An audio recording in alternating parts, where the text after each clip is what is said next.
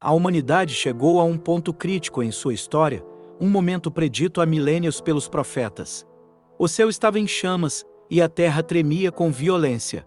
As escrituras antigas proclamavam que o fim dos tempos estava próximo, e sinais aterrorizantes confirmavam essa profecia. Há séculos, a humanidade tem sido fascinada pelo conceito do fim do mundo, e profecias sobre esse evento têm desempenhado um papel significativo em várias culturas ao redor do mundo.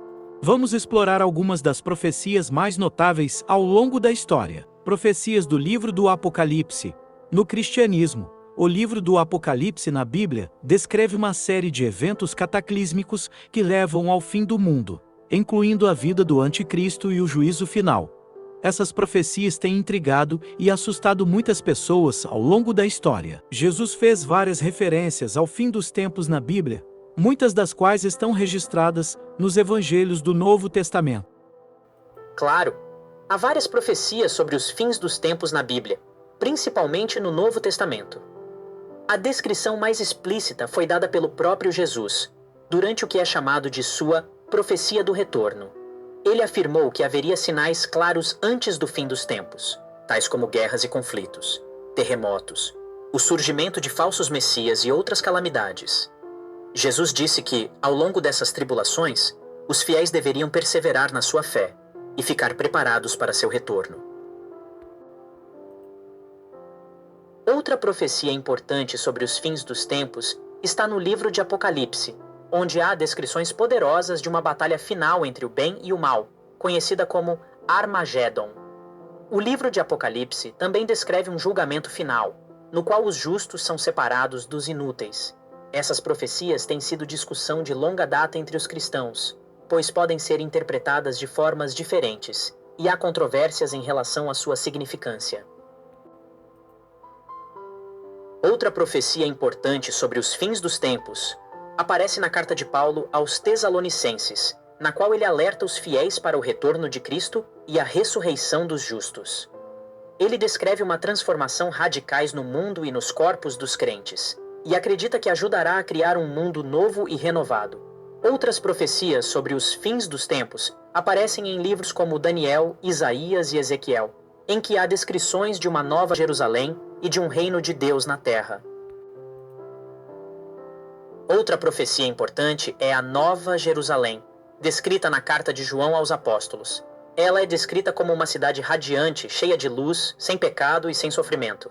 Alguns interpretam isso como um símbolo para uma espécie de no mundo, criado pela reconciliação entre Deus e seu povo. Outras profecias descrevem um reino eterno de Deus na terra, em que todos os seres humanos vivem em paz e harmonia. No geral, essas profecias apontam para a criação de um mundo novo, um mundo sem sofrimento ou injustiça. Enfim, há a profecia de que quando Cristo retornar, ele criará um reino sem fim. Este reino é descrito como uma época de glória, alegria e paz sem fim, com Jesus no trono. Diferentes tradições cristãs têm ideias diferentes sobre onde esse reino ficará.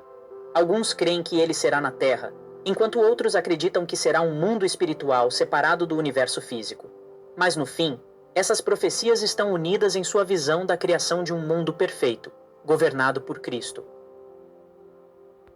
É uma pergunta importante. Os 4 sinais geralmente apontados pela Bíblia como sinais da segunda vinda de Cristo são a presença de armas que ameaçam a vida humana, aumento da ameaça nuclear, por exemplo, a aparecimento de anomalia celeste, como eclipses ou meteoros, a igreja estar em declínio e os crentes perderem o amor e a fé, a existência de um líder poderoso que une bilhões de pessoas em um novo sistema mundial. Algumas pessoas também incluem um 5º sinal na lista: um aumento no número de desastres naturais, tais como furacões, terremotos e tsunamis. Os sinais são interpretados de diferentes maneiras por diferentes pessoas, mas em geral, eles são vistos como um alerta da iminência da segunda vinda de Cristo e o juízo final. Muitos cristãos também acreditam que é importante estar preparado para esses eventos, seja por viver uma vida devota, por rezar ou por atuar com caridade. É uma questão fascinante. O conceito de anticristo é bastante complexo, e ele é descrito de várias maneiras na Bíblia. Em geral, o anticristo é visto como uma figura maligna que tenta desestabilizar o cristianismo, desviar as pessoas do amor de Deus e do plano de salvação. O anticristo é frequentemente descrito como uma figura carismática e sedutora, que usa poderes sobrenaturais para tentar enganar os fiéis. Há também outros aspectos do anticristo que são descritos na Bíblia, como ser um ser profetizado que pertence a uma hierarquia de poder e posição no mundo, usar mentiras e manipulação para ganhar seguidores e levantar-se a poder, atacar o cristianismo e os valores cristãos, ser uma figura carismática, sedutora e persuasiva, usar sinais e maravilhas para atrair os seguidores, ser um grande enganador, manipulando a verdade para benefício próprio. Na Bíblia, há diversas referências a um futuro no qual a fome pode ser um problema sério. Algumas dessas referências incluem Apocalipse 6:8, em que a fome é citada como uma das 4 coisas amargas, que vem com a abertura das 7 celas. Mateus 24:7, em que Jesus prevê que a fome será um dos sinais do fim dos tempos. 2 Tessalonicenses 3:10, em que Paulo prevê que os profanadores e os preguiçosos poderão enfrentar a fome e a carestia. Além dessas referências à fome e à carestia, há também um significado espiritual associado à fome. Em certos passos, a fome é usada como uma metáfora para a falta de um relacionamento com Deus, ou como um sinal de desobediência às suas leis. Por exemplo, no livro do Levítico 26:19-26, a desobediência é associada à fome e à privação, enquanto a obediência é associada à abundância e à prosperidade. A Bíblia prevê catástrofes naturais drásticas nos fins dos tempos. Algumas dessas catástrofes incluem terremotos, como em os Salmos 46:2, onde é dito: toda a terra se mexeu, e as montanhas pulam de um lado para o outro. Tempestades e tempestades, como em 1 Tessalonicenses 5:3, onde é dito: como trabalhadores à noite, vocês não poderão prever quando o Senhor virá. Mais algumas catástrofes naturais. Fogo, como em Apocalipse 8:7, onde é dito: a terceira trombeta soou, e uma estrela caiu da parte de cima do céu, e ela caiu sobre 1/3 das fontes de água. A Bíblia prevê conflitos e guerras em todo o mundo nos últimos dias. Alguns dos principais exemplos incluem os livros de Daniel e Apocalipse falam sobre uma grande batalha final entre o bem e o mal, chamada de Armagedon. 2 Tessalonicenses 2:1-12. Prevê a chegada de um filho da perdição que levará um exército para o combate. Mateus 24:6-7 prevê que você ouviu falar de guerras e rumores de guerras.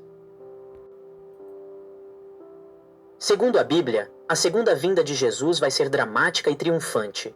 Algumas das previsões incluem: Jesus retornará de um céu glorioso, rodeado de uma legião de anjos. Os crentes ressuscitarão dos mortos e serão arrebatados para o céu para viver com Cristo para sempre. Uma grande batalha, conhecida como Armagedon, ocorrerá no Monte de Megido, na Israel. Após a batalha, Jesus governará a terra por 1000 anos, conhecido como o Milênio de Paz. Também há uma passagem em Mateus 24:30-31, que descreve a segunda vinda de Jesus como um evento visível. Então todas as tribos da terra lamentarão, e verão o Filho do Homem vindo nos nuvens com grande poder e glória. Então ele enviará seus anjos, e eles irão recolher os eleitos dos 4 ventos, do fim da terra até o fim dela. Esse texto sugere que a segunda vinda de Jesus será uma experiência visível e emocionalmente poderosa. Claro, algumas outras passagens na Bíblia que abordam a segunda vinda de Jesus incluem Apocalipse 1:7, que descreve Jesus como o que vem com as nuvens e como o testemunho verdadeiro. 1 Tessalonicenses 4:16-17, que diz que os crentes que morreram serão ressuscitados primeiro, seguidos pelos crentes ainda vivos, e ambos serão reunidos com Cristo no céu. Mateus 25:31-34, que descreve a segunda vinda como um juízo final, onde os crentes fielmente serão recompensados e os ímpios serão punidos. Há também algumas passagens no Antigo Testamento que falam sobre uma figura chamada de Messias, que muitos cristãos interpretam como uma profecia sobre a primeira vinda de Jesus. Isaías 53, que descreve o Messias como um sofrido servo que carregará as transgressões dos povos e será ferido por nós. Deuteronômio 18:15, que prevê a vinda de um profeta como Moisés, que guiará o povo e interpretará as palavras de Deus. Jesus ensinou que a salvação vem através da fé e do amor. A expressão mais famosa é: aquele que acredita em mim não morrerá, mas terá vida eterna. João 3,16. Jesus explica que para ter vida eterna precisamos ter fé em Ele, confiar em seus ensinamentos e seguir seu exemplo. Para Jesus, é através da fé, da obediência às palavras de Deus e do amor genuíno por Ele e pelos nossos semelhantes que encontramos a salvação eterna. Muitos versos bíblicos ampliam essa ideia de que a salvação é resultado de um relacionamento pessoal com Jesus, além da fé e da obediência. Por exemplo, porque é por graça que você é salvo através da fé, e isso não é de vós, é dom de Deus. Efésios 2:8. Porque a graça de Deus veio para toda a humanidade, ensinando-nos a renunciar ao pecado e a viver devidamente em toda justiça e santidade. Tito 2:11. Mais exemplos. Porque por essa razão, também Jesus Cristo, para que, tendo sofrido nos seus tempos do corpo, expurgasse a vocês os pecados, pela sua morte, vos apresentando sinless a Deus. Hebreus 1:3.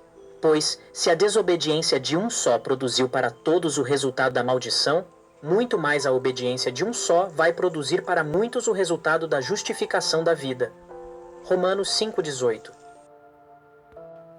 A Bíblia descreve a segunda vinda de Jesus como um evento majestoso, em que ele volta ao mundo rodeado de um exército de anjos. Algumas passagens que descrevem esta visão. Apojando-se de seu ouvido, ouvem de Deus. Cada anjo vai descer à terra e usar de seus olhos. Apocalipse 9:1. Aqui está mais. E então soubei um grande ruído, como de uma grande multidão, dizendo: Aleluia, a salvação, a glória, a honra, a sabedoria e a força sejam a Deus nosso Senhor, porque seus juízos são verdadeiros e justos, porque tem punido aqueles que amam os seus pecados. Apocalipse 19:1-2. E sai da boca dele uma espada afiada para atacar os gentios, e com a espada ela lhes dá para beber da cólera de Deus. Apocalipse 19:15. Em suma, as Escrituras descrevem a segunda vinda como uma batalha cósmica, com Jesus comandando um exército de anjos para derrotar o mal e trazer justiça e paz à terra. Mas é importante notar que estas descrições devem ser interpretadas simbolicamente. Outras partes da Bíblia que descrevem a segunda vinda incluem 1 Tessalonicenses 4:16-17. Então, os que viverem que não morreram serão arrancados juntamente com eles nas nuvens para encontrar o Senhor no ar, e assim estarão sempre com o Senhor. 2 Pedro 3:10. E descobrirá os céus em fogo, e os elementos serão dissolvidos com fogo, e a terra e as obras que nela existem serão queimadas com fogo. Também há uma profecia nos livros de Daniel e Joel que descreve essa vinda como um evento cataclísmico. Daniel 7:13. Vi em meu sonho, e eis, vinha com as nuvens do céu um semelhante ao Filho do Homem, e se aproximou até a presença do idoso do céu, e foi conduzido até ele. Joel 3:16. E nele, de dentro de Sião, sai o juiz, e determina entre os gentios, e repartirá o povo que foi agregado,